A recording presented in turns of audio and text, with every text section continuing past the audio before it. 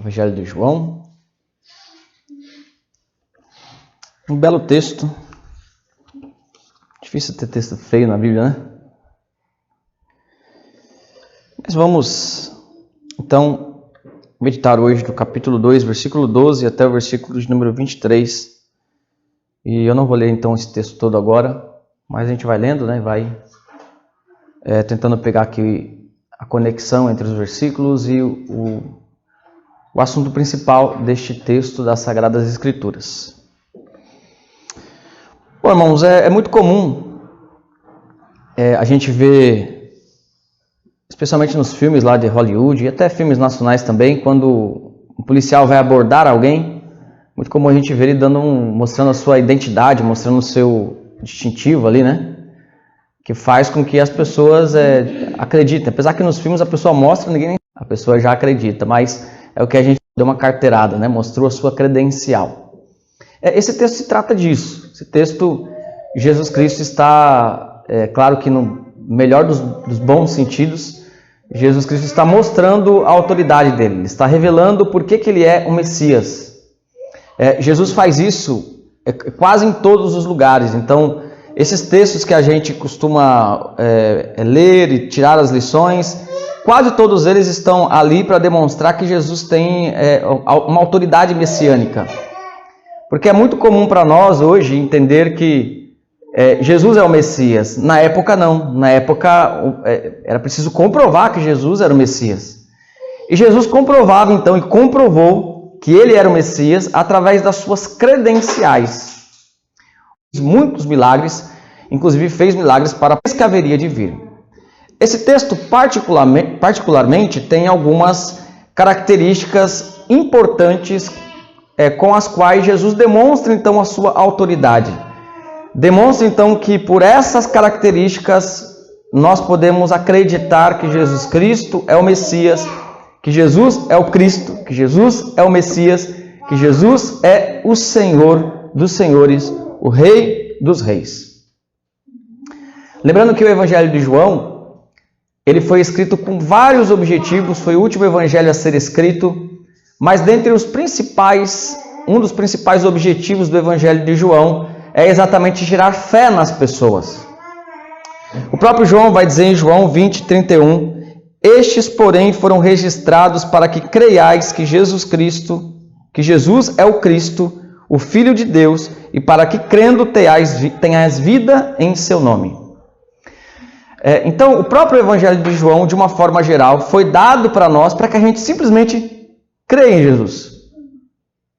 Creia que Jesus é o Cristo, que significa Messias ou ungido. Que é ele, que é esse Jesus. E dentre tantos outros que se chamavam Jesus, inclusive 2 aparecem na Bíblia, é esse, que veio da linhagem de Davi. É esse Senhor que é o Messias. Amém? Bom, vamos ver no texto, irmãos amados, como Jesus revela então a sua autoridade messiânica na purificação do templo. Essa famosa passagem que Jesus chega com um chicote lá no templo e, com a zorraga e começa a dar chicotada em todo mundo lá. Vamos ver então como nesse texto Jesus demonstra a sua autoridade. A primeira coisa, irmãos, é que Jesus revela a sua autoridade através das suas ações. A princípio, Jesus não falou nada, ele só fez. Isso está no versículo 13 até o versículo de número 15. Vamos ler? Pode ler o 12, por favor?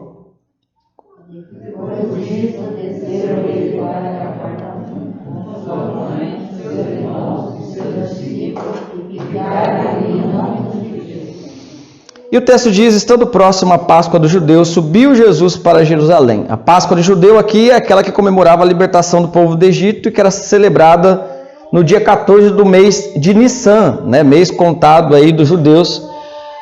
A expressão aqui talvez também poderia indicar que essa Páscoa não era comemorada pelos cristãos. É a Páscoa dos judeus. Porque qual que é a Páscoa dos cristãos? A ceia.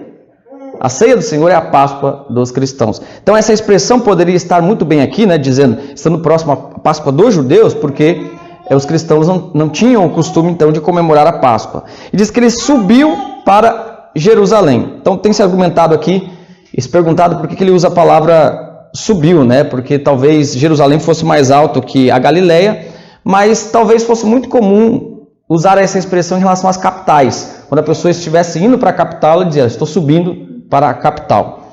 Versículo 14 diz o seguinte, aí é o momento em que Jesus chega no templo, né? E diz: e encontrou no templo os que vendiam bois, ovelhas e pombas, e também os cambistas assentados. Bom, primeiramente ele chega no templo, que não é a parte interna do templo, aquela parte principal. Os irmãos devem saber que no templo de Salomão existiam várias partes. Uma destas partes do templo de Salomão era chamada de átrio do gentil, ou área dos gentios, ou pátio dos gentios. E era exatamente essa área. Então eles não estavam fazendo essa venda dentro da nave principal do templo, eles estavam fazendo essa venda no pátio dos gentios. E o que eles vendiam ali? O que eles estavam fazendo? Eles vendiam bois, animais, e esses animais eram usados no sacrifício dentro do próprio templo.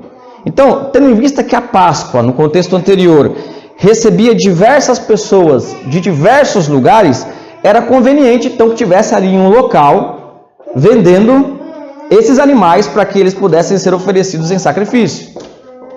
Então, eles faziam até um bom serviço aqui, né? De ajuda às pessoas. Mas não havia aqui só vendedores de animais que eram usados no sacrifício. Lembramos que Deus que tinha instituído o sacrifício de animais. Havia também aqui cambistas. A palavra aqui cambistas literalmente significa alguém que troca moeda, porque vinha gente de diversos lugares com moedas diferentes. Aqueles cambistas trocavam para que essas pessoas pudessem então comprar com o dinheiro de Jerusalém, a moeda ali usada em Jerusalém, comprar esses animais que eram oferecidos em sacrifícios. Se a gente olha assim, não era um serviço ruim, até uma coisa muito útil. Versículo 15, Jesus fez na hora, se ele já tinha esse chicote aí, né? Expulsou todos do templo, bem como as ovelhas e os bois, derramou pelo chão o dinheiro dos cambistas e virou as mesas. Poucas atitudes a gente percebe assim, a atitude de Cristo como Redentor, né? Como Redentor, porque a gente sabe que Jesus sempre existiu. Por exemplo, quem mandou o fogo lá sobre Sodoma e Gomorra? Foi Jesus. Então, mas como Redentor, Deus homem, no seu estado de esvaziamento, em que ele mais se humilhava do que se exaltava, poucas vezes nós vemos Jesus tomando atitudes como essa, né? Ele pega então um chicote, um azorrague, que era um chicote feito com várias tiras de tecido ou de junco, e que tinha pedaços de metal na sua extremidade. O texto não diz que ele machuca ninguém, mas que ele ameaça as pessoas com esse azorrague. Ele expulsa todos dali, os vendedores, os cambistas, inclusive os animais. E embora essa ação fosse uma ação vigorosa, não foi uma ação criminosa, porque senão teria chamado a atenção de outras pessoas ali, né? Ele poderia até ser preso. O que a gente vê aqui então? Jesus até aqui falou alguma coisa? Não. Que coisa curiosa, né? Jesus simplesmente chega no local. Agora imagine a cara das pessoas, né? Jesus simplesmente chega num lugar em que muitos talvez não conhecessem Jesus. Ele chega com um chicote e expulsa as pessoas dali, sem dizer nada. Então a primeira coisa aqui é que Jesus demonstra a sua autoridade através das suas ações. Sua indignação e zelo levam à expulsão desses cambistas. Uma outra questão importante é que, mais para frente, os discípulos vão perceber que isso demonstra a autoridade de Cristo. É muito comum, irmãos, a gente pegar passagens assim, que dá para perceber que os discípulos não entendiam muita coisa quando as coisas estavam acontecendo com Cristo.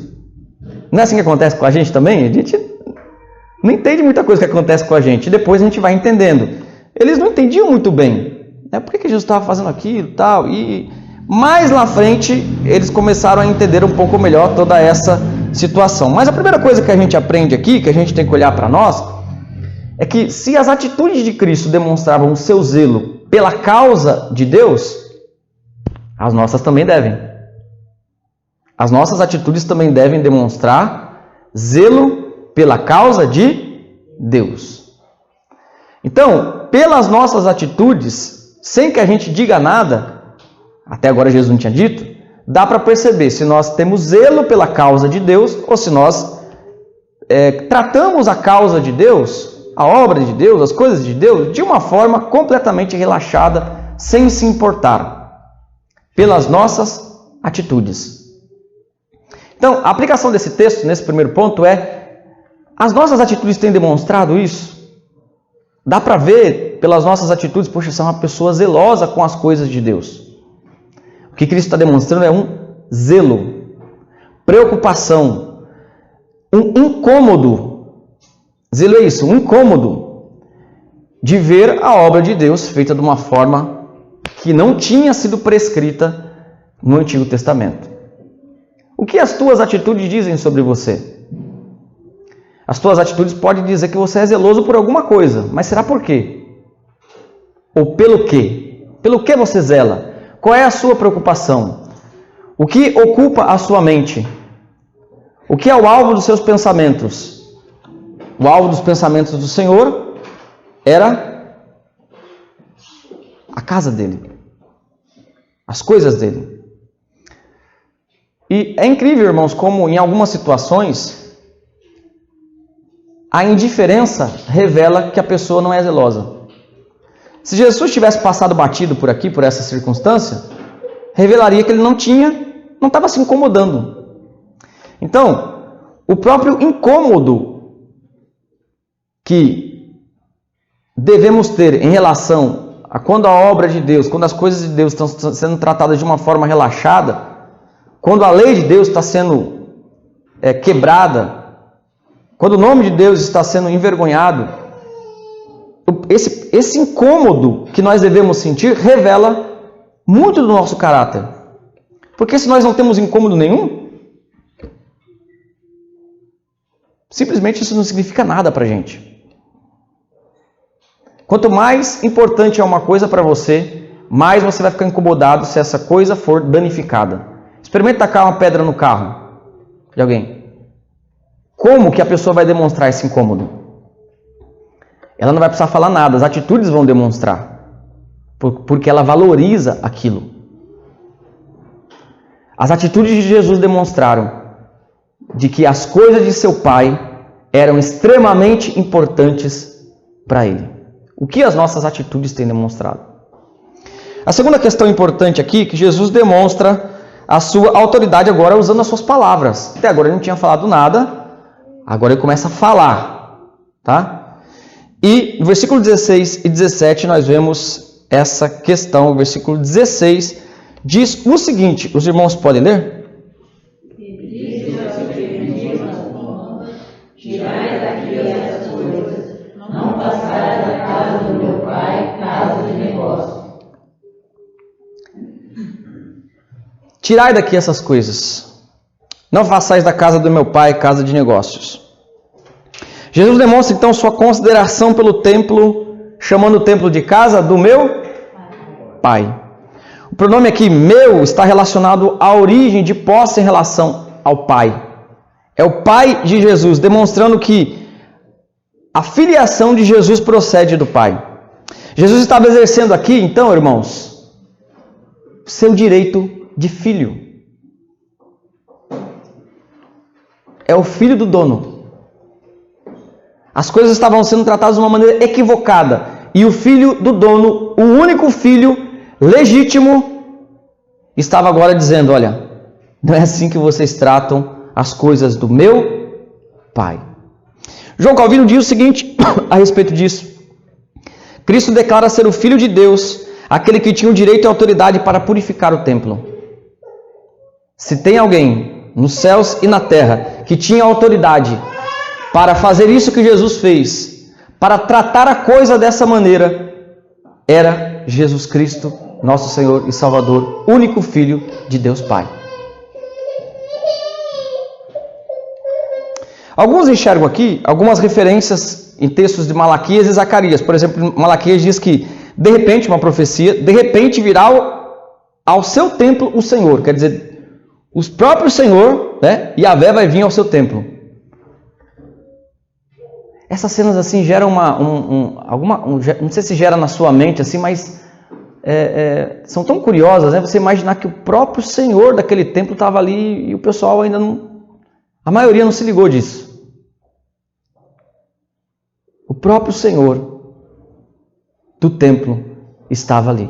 Outra profecia de Zacarias 10:21 diz o seguinte: todos os que oferecem sacrifícios virão, lançarão mão delas e nela cozerão a carne do sacrifício. Naquele dia já não haverá mercador na casa do Senhor dos Exércitos. Não haverá comerciante, né, na casa do Senhor dos Exércitos. Ou seja, todos esses elementos estão embasando e dizendo assim, claramente, um texto em caixas altas, assim, né, luminoso, dizendo assim: esse é o Messias. Ele tem autoridade. E mesmo as pessoas que questionaram não conseguiram fazer nada em relação a Cristo. E aqui um momento a gente para pensar: Jesus era uma pessoa. As pessoas poderiam espancá-lo ali. Mas, irmãos, quando Jesus está demonstrando a sua autoridade, as pessoas ficam imóveis.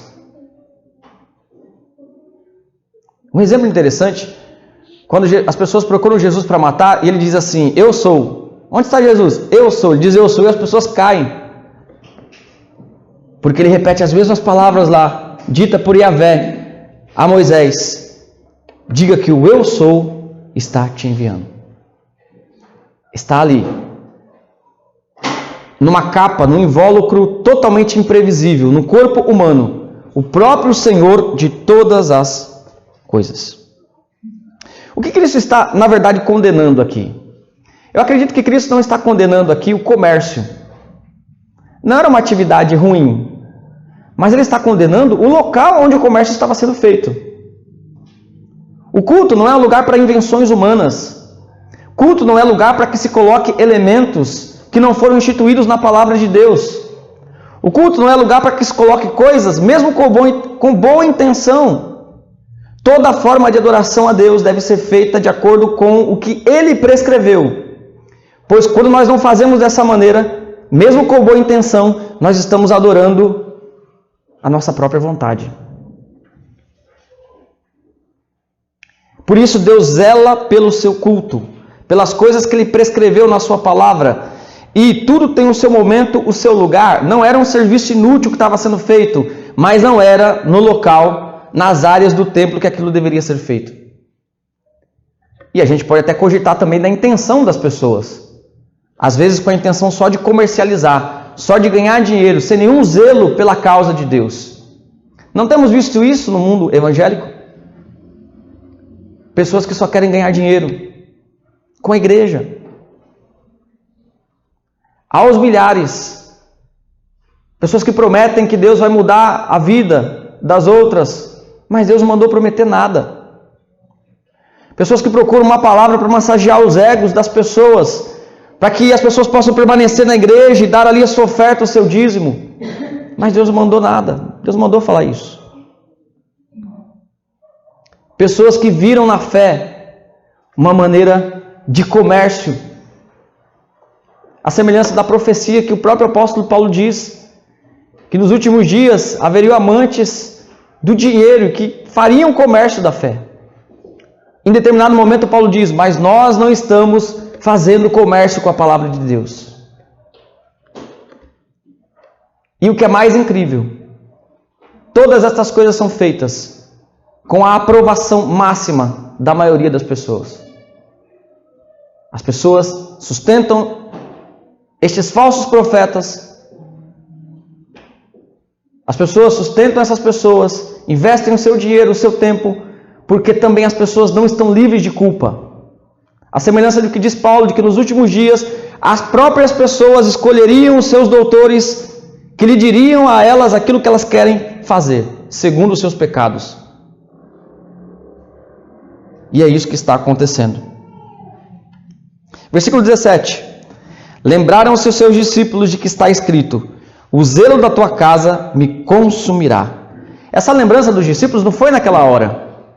Foi uma lembrança posterior, e isso foi acrescentado no texto de forma inspirada. Quando Jesus falou isso, é aquele texto lá, aquele texto Salmo 69, versículo 9, que diz isso: o zelo da tua casa me consumirá.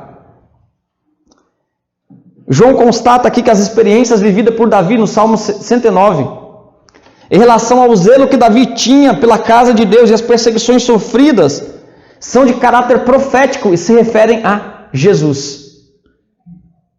O zelo pela tua causa me consumirá. E o que é muito incrível aqui é que isso consumiu a Jesus, literalmente. Foi o zelo pela sua causa, foi o zelo pelo decreto de Deus, foi o zelo pela obra de Deus, foi a obediência ao seu Pai que fez com que Jesus fosse consumido na cruz. Ele foi na cruz por isso, mesmo com todas as angústias que estava sentindo. Essa segunda parte, então, irmãos, revela a autoridade de Cristo através das suas próprias palavras. Vemos aqui Jesus demonstrando que ele era filho do dono e que ele tinha a mesma natureza do Pai, ou seja, ele está revelando que ele é Deus. Vemos aqui que os discípulos reconheceram, e isso aqui não está aqui à toa, era necessário para que todos que lessem este texto verificassem, foi testificado mesmo. Ele fez isso, e os discípulos entenderam que era uma profecia lá do Antigo Testamento, que era um cumprimento, que ele é o Messias mesmo. Por que isso é tão importante, irmãos? Por que é tão importante mostrar que Jesus é o Messias? Porque sem isso você não é salvo. Não há salvação em quem não reconhece que Jesus é o Cristo. Não há salvação. Por isso é tão importante esse testificar, essa revelação da autoridade, essa comprovação de que é Ele o Cristo que havia de vir.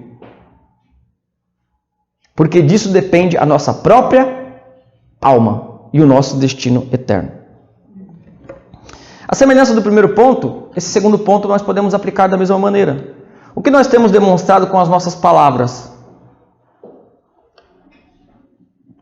Temos demonstrado o nosso zelo pela causa do Senhor? E o nosso zelo, irmãos, ele é demonstrado pelo que falamos e pelo que não falamos. Por exemplo, se você não fala de Cristo para ninguém, já está sendo demonstrado se você tem zelo ou não por essa causa. Pelo que falamos e pelo que não falamos. E último, irmãos amados, versículo 18 até o 22, Jesus revela então agora a sua autoridade através de uma promessa. Jesus ele profetiza aqui. Ele traz uma profecia enigmática. Enigmática no sentido de que não era fácil de interpretar, tanto é que os judeus não interpretavam de uma maneira correta. Então nós vamos ver no texto aqui. Tá bom? Versículo 18 até o versículo de número 22 diz o seguinte: perguntaram-lhe, pois, os judeus: qual sinal nos mostras para fazer estas coisas? Dá um sinal para a gente aí, talvez até eles tivessem em mente alguns textos do Antigo Testamento, como por exemplo Deuteronômio 18, 20 ou 22, testar os profetas para ver se eles vêm de Deus ou não. Eles pediram esse sinal para Cristo. Olha, por que você está fazendo isso? Mas essa exigência, irmãos, foi uma exigência perversa, estúpida, visto que o próprio comportamento de Jesus, aliado às suas palavras, que combinavam com os textos do Antigo Testamento, já eram critério suficiente para que eles entendessem que Jesus era o Messias.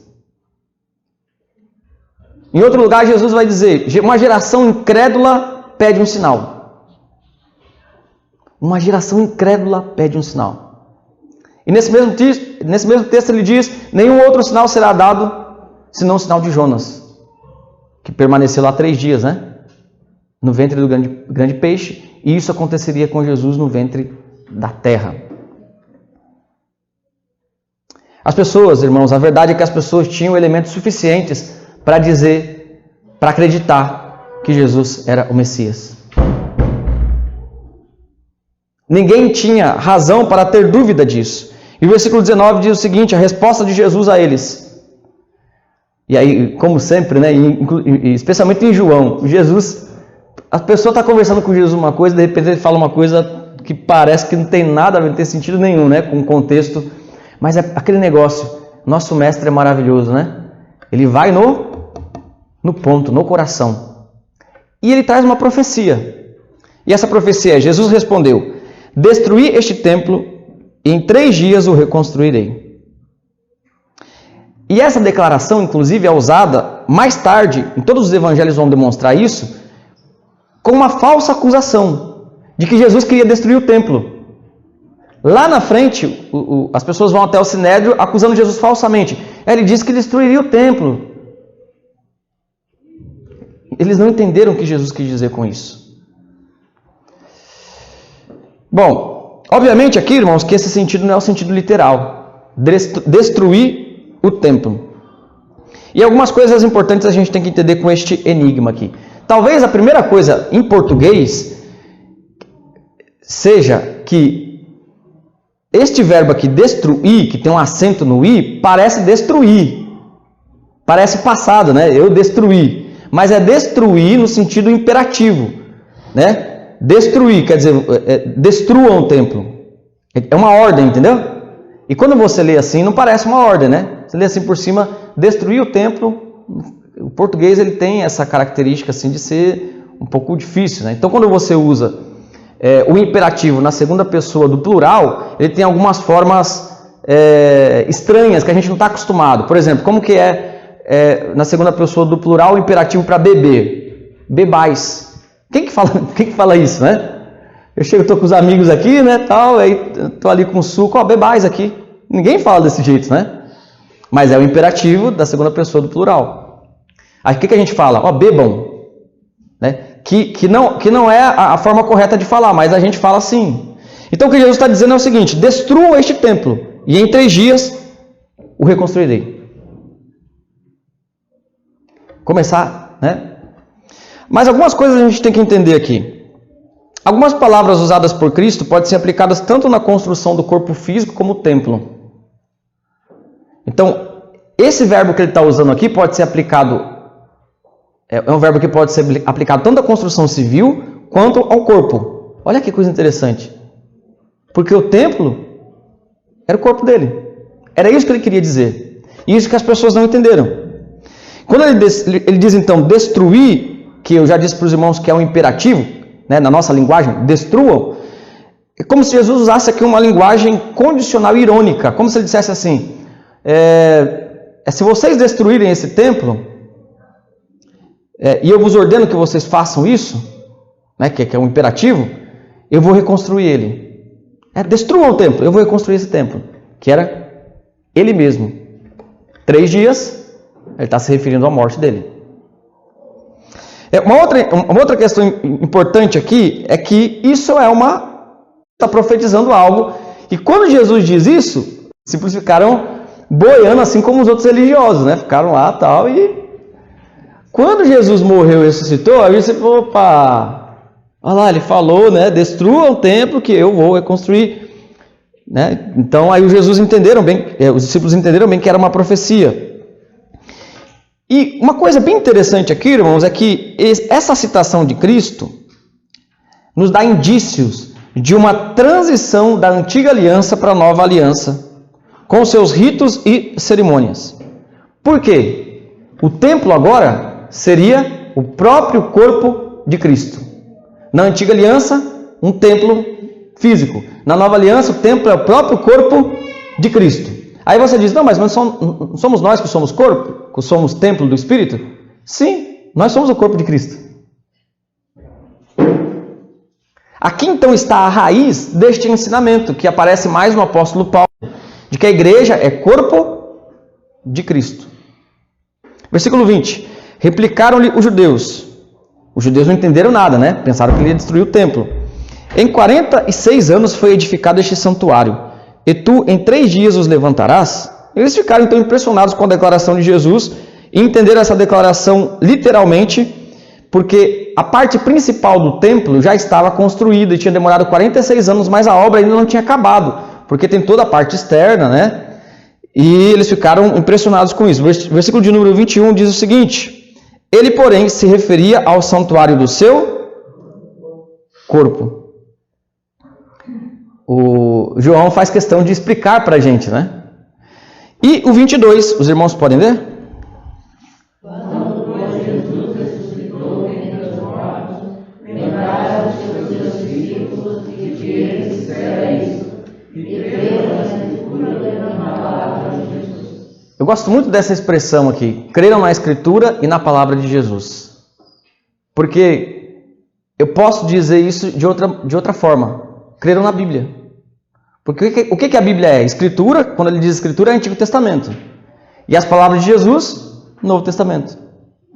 Ou seja, eles acreditaram naquilo que estava escrito antes sobre Cristo e nas próprias palavras de Jesus. Mas isso foi posterior. Né? Depois que se cumpriu, eles entenderam. Então, o que nós vimos nesse último ponto? Jesus prediz sua morte e ressurreição através deste enigma. E os discípulos atestam, e olha a importância aqui da gente ver esse texto, né? A gente lê. Isso foi atestado pelos discípulos, porque afinal de contas a nossa doutrina é apostólica. Eu sempre falo isso para os irmãos. A gente está confiando pela fé no testemunho apostólico. Os apóstolos então presenciaram isso, esse cumprimento, e passaram isso de geração para geração. E hoje nós estamos aqui falando sobre isso. Cerca de 2000 anos depois. O que nós aprendemos nesse último ponto? A confiabilidade de Cristo. Cristo é extremamente confiável. Quando nós dizemos firme nas promessas do Senhor, isso não é só uma frase de efeito. Devemos estar firmes. Mas outra coisa que nós aprendemos aqui é o poder restaurador de Cristo. Em Cristo há novidade. Não novidade doutrinária, né? Como as pessoas buscam, né? Cada dia eu busco uma doutrina de vida. Em Cristo há um novo e profundo significado até para as questões do Antigo Testamento. E não é sem motivo, irmãos amados, que nessa sessão toda, capítulo 2, 3 e 4, Cristo vai falar de coisas novas. No contexto anterior, ele transforma a água da purificação, Antigo Testamento, no vinho novo. O vinho de Cristo, demonstrando que nele as coisas são superiores. É óbvio que o vinho é melhor do que a água. Nele as coisas são melhores, nele as coisas são novas. Em outro momento, posteriormente, ele conversando ali com antigo homem, novo homem. Jesus faz as coisas novas. No capítulo posterior, capítulo 4, ele vai conversar com a mulher samaritana e ele vai falar sobre um novo lugar de adoração. Então ele vai dizer, não é em Jerusalém, né? A essência da adoração é em espírito e em verdade. A essência da adoração é em espírito e em verdade. Por isso, a ideia aqui, irmãos, é que Cristo tem uma coisa nova para você. É claro que essa coisa é sempre nova e sempre velha, mas é a novidade.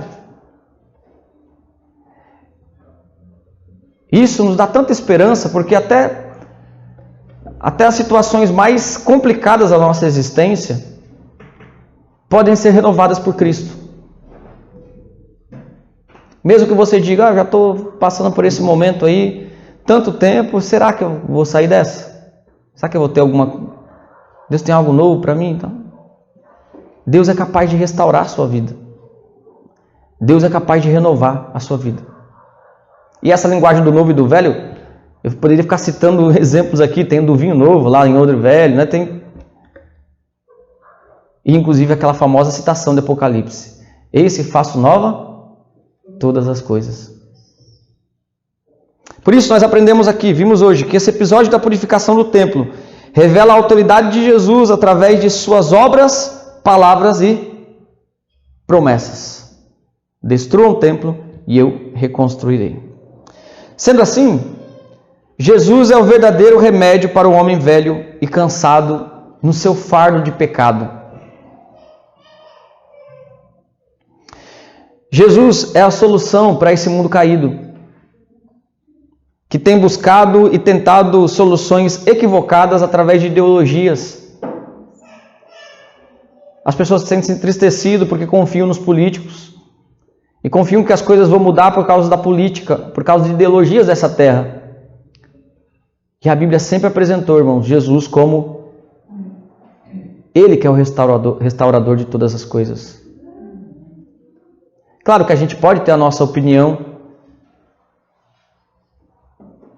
e a gente tem que cumprir as nossas obrigações diante da sociedade, mas não confie nisso. Não confiemos nisso. Somente Jesus é a solução para o problema do homem caído. E nós vemos isto de uma forma muito cristalina, no fato de que o templo foi destruído, seu corpo, e depois foi restaurado ao terceiro dia.